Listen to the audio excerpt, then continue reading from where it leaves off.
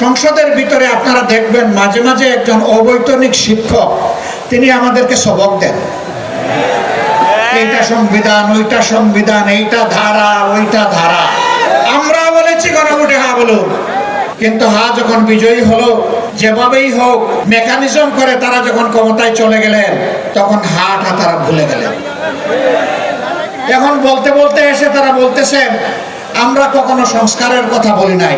না না বন্ধুরা, আপনারা সত্য বলছেন না, আপনারা মিথ্যা বলছেন।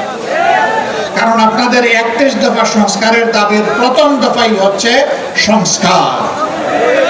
এখন বলেন যে সংস্কার কি জিনিস বুঝি না। আসেন আমরা সংবিধান সংশোধন কমিটি করি।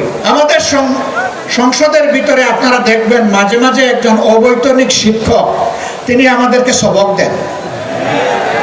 এইটা সংবিধান, ওইটা সংবিধান, এইটা ধারা, ওইটা ধারা।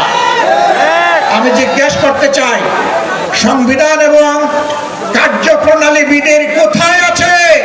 সংসদে আপনি একটা সংবিধান সংশোধন কমিটি করতে পারবেন, মেহেরবানি করে তা দেখিয়ে দেন। আমরা যখন তার প্রতিবাদ করেছি, এখন শুনলাম সংসদের ভিতরেই তারা আওয়াজ দিয়ে সংবিধান সংশোধন কমিটি গঠন করলেন। আমরা এটাকে ঘৃণা করে প্রত্যাখ্যান করেছি। এখন নাকি তারা এটার নাম পাল্টাইয়া নতুন ভাবে তারা আকিকা করতেছেন নতুন নামে।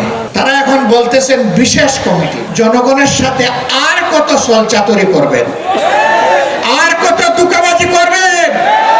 সংসদের ভিতরের কথাগুলো আজকে আর সংসদের হাউসে নাই, এটা দুনিয়ার সর্বত্র চলে গিয়েছে।